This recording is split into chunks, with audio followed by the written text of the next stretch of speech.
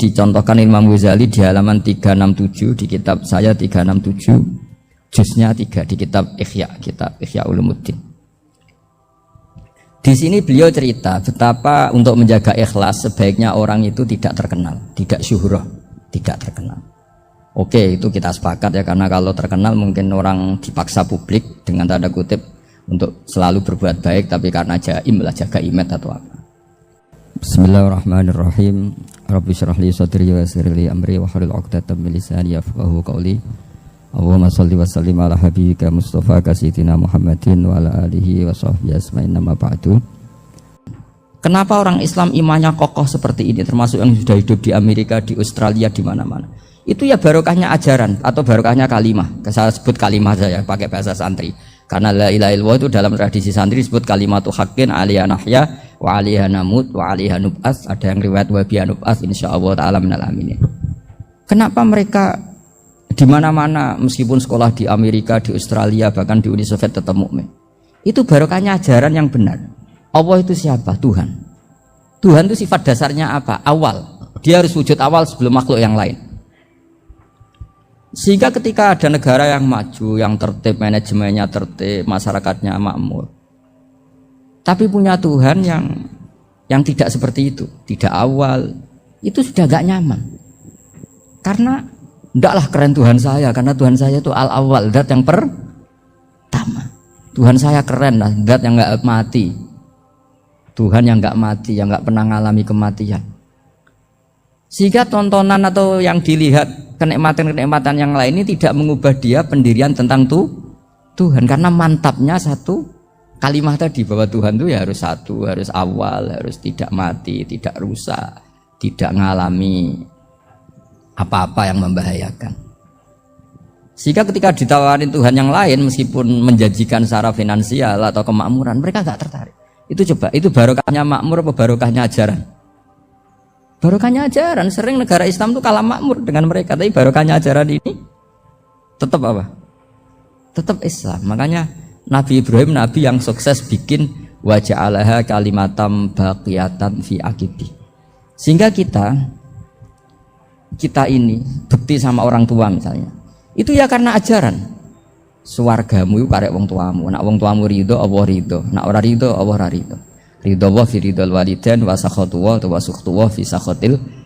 Sehingga ketika ada orang tua yang agak brengsek gitu, anak-anak tetap hormat.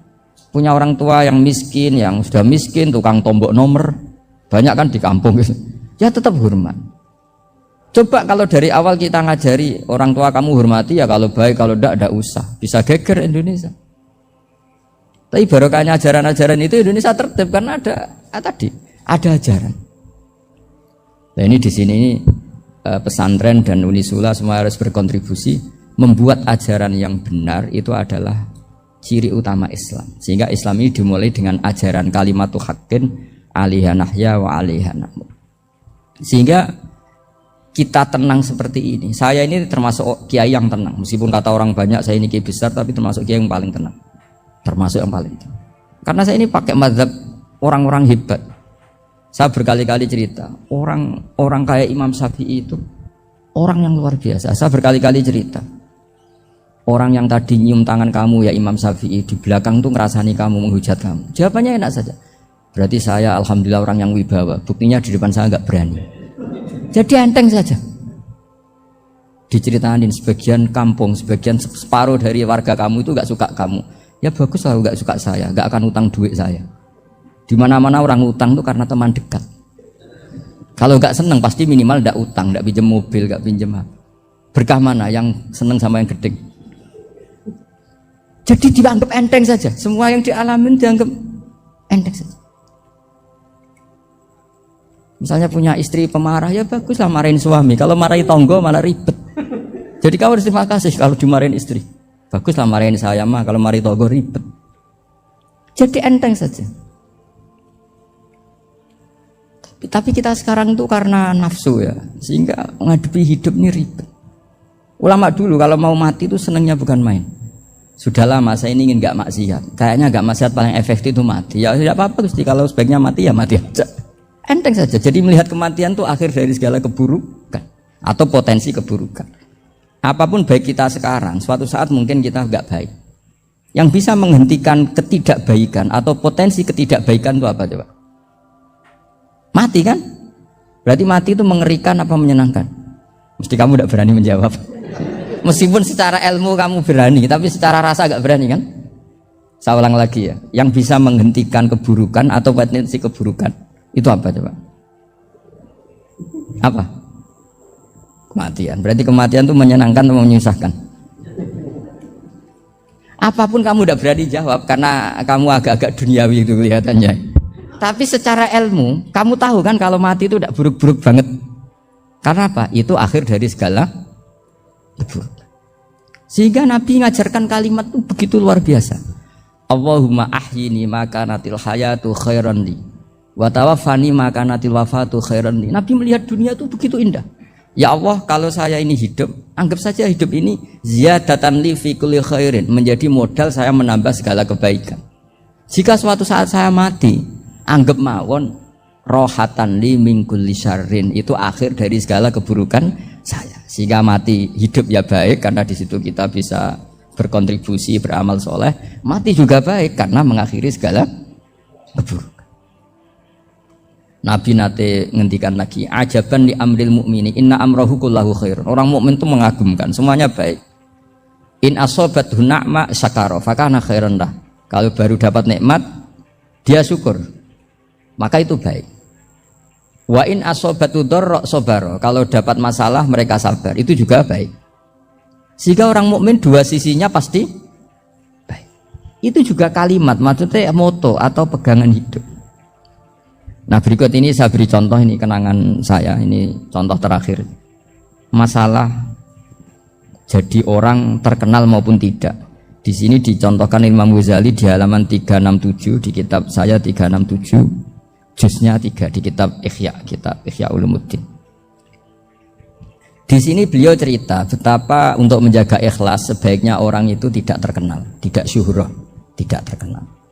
Oke, itu kita sepakat ya, karena kalau terkenal mungkin orang dipaksa publik dengan tanda kutip untuk selalu berbuat baik, tapi karena jaim lah, jaga image atau apa. Tapi ketika dibalik pertanyaannya, kamu rela yang terkenal itu orang nggak benar, sementara yang orang benar itu nggak terkenal. Lalu masyarakat taunya yang tidak benar. Kalau pertanyaannya dibalik gitu, orang baik wajib terkenal enggak? Kalau pertanyaannya dibalik seperti itu. Dokter yang benar tidak terkenal, yang malpraktek terkenal. Kamu ingin kondisi seperti itu? Gak ingin kan? Kampus yang bagus gak terkenal, kampus yang bagus gak terkenal, yang gak bagus. Nah, artinya apa? Gara-gara olah kata, olah pikiran, ini logika jadi rubah. Lagi-lagi apa? Jawaban itu ada di kata-kata sebetulnya.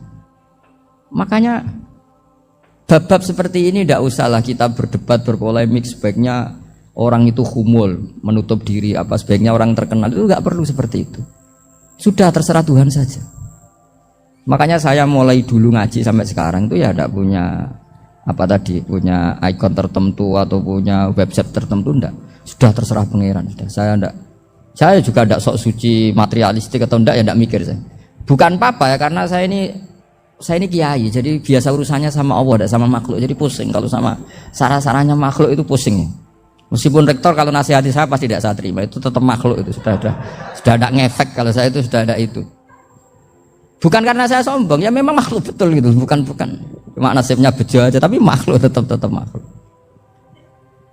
Saya beri contoh ya. Ini makalah yang ditulis Imam Ghazali. Ya. I'lam aslahakallah ana aslal jah wa intisarus sayyid atau sayyidi wal istihar bahwa mazmum itu balil mahmudu al khumulu illa man saharahu wa ta'ala linasri dini min ghairi takallufi talabi syuhrati minhu. Jadi kalau kamu ingin ibadah kamu selamat, ya kamu jangan terkenal.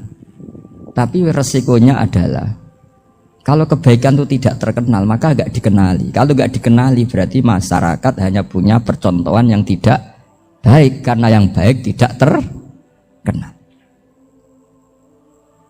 Jadi itulah ulama-ulama dulu. Jadi apa-apa itu dibanding-bandingkan. Kemudian nanti kelihatan, jawabannya itu kelihatan. Jadi ulama dulu itu biasa ngarang misalnya afatun nikah. sisi negatifnya nikah.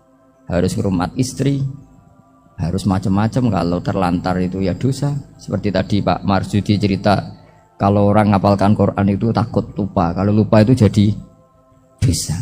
Pertanyaannya, kalau semua orang takut lupa, takut dosa, semua orang nggak hafal Quran karena potongan-potongan lupa.